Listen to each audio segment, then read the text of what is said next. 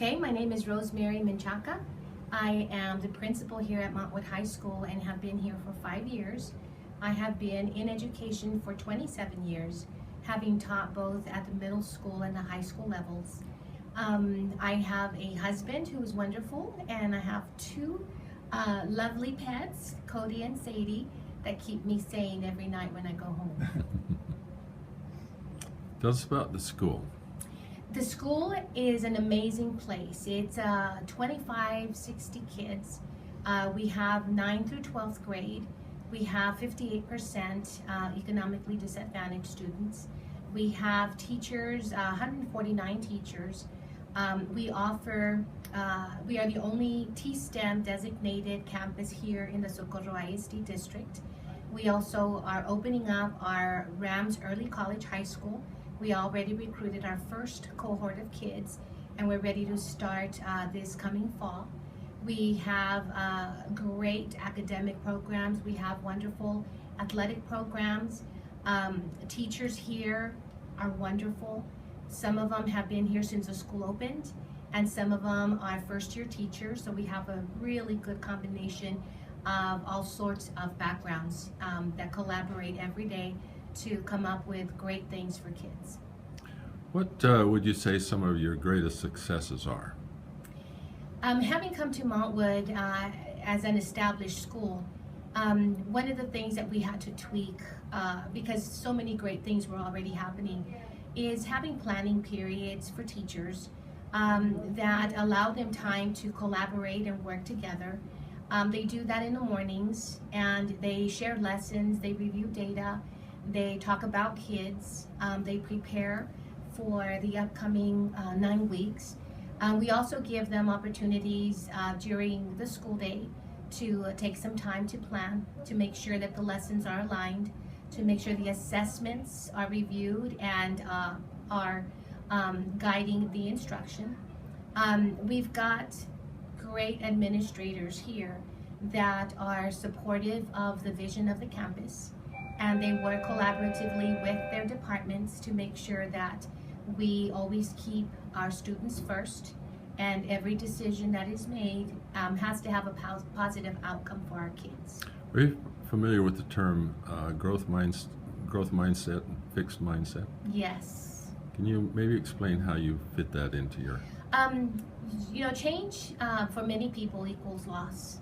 And so coming into this campus and having change a few of those things, we recognize that teachers were a little afraid of letting go of practices.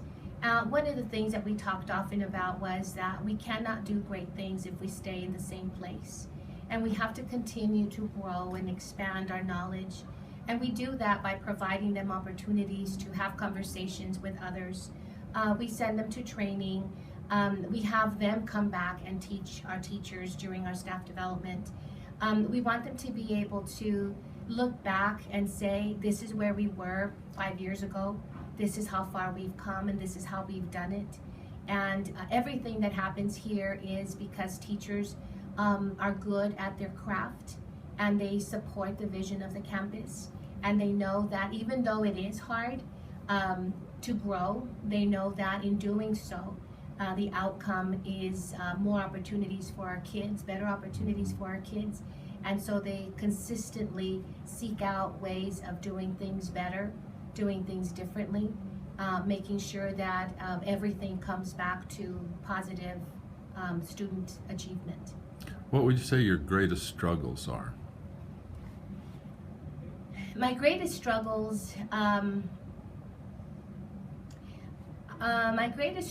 I think, happened at the very beginning of my placement here, and that was understanding the reason that we were doing things a little bit differently. One of the things that I work with often is the data, and having them look at it. And I remember one of the teachers that has been here for some time mentioned to me, having looked at that makes me realize that we're not as good as we thought we were. And so that was a huge eye-opening comment for us.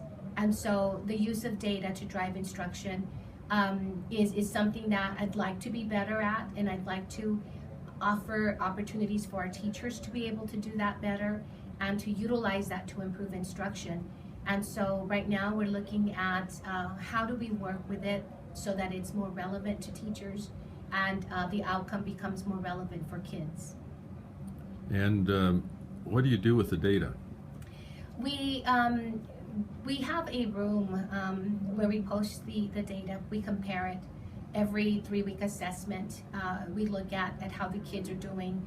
We ask teachers to fill out a data protocol that identifies which teachers have the best performance and what practices they implemented to get those kids to perform at that level. And so we have them participate in those conversations. We take a look at where the students scored poorly, what SEs we need to spiral in, what is it that the kids did great, and so how is it that we build upon that so that the kids can continue to show growth. We look at failure rates. We look at how we can support teachers that are struggling in the classroom. And many of the conversations that we have data talks with our teachers where they come in and they have conversations about what they struggled with, how we can support them. Sometimes it's just simply helping calling parents because they've had some struggle calling parents to get them in, so we assist them with that. A lot of the times it's time, teachers need time, and so we figure out ways to give them additional time or to protect their planning time so that they're able to really look at the data and plan. And so it's been very eye-opening to see where we've been and how far we still need to go. Our teachers have done a great job with working with our kids, supporting what we feel is important for kids.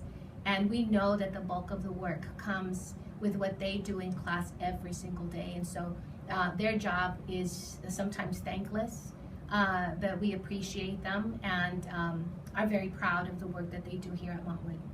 What's your plans for next year? We are very excited about the things that are happening at Montwood High School. We have our 3rd year of our Synergy program, which is our magnet program. And that program focuses on math and science. And it's also our T-STEM Academy. So it'll be our 3rd year of designation. What we're doing differently next year is that we're bringing on Montwood Middle School to be our middle school STEM Academy. And so that's going to bring in great opportunities for our kids starting at the middle school level. And so we're looking forward to working with Mrs. Sparsa and her staff in supporting the program blueprint and the goals and objectives of the T-STEM Academy. So that's going to be huge. We're looking also at starting up our first cohort of the Rams Early College. Mr. Rios is the director. He's an assistant principal here, has done great things to start up that school. We also have a great counselor in Miss Nancy Torres. And so we're looking at building that cohort of kids. They had their 1st and 2nd day bridge camp already this week. And so their energy and their excitement for being here next year is amazing. And so we're looking forward to doing that as well.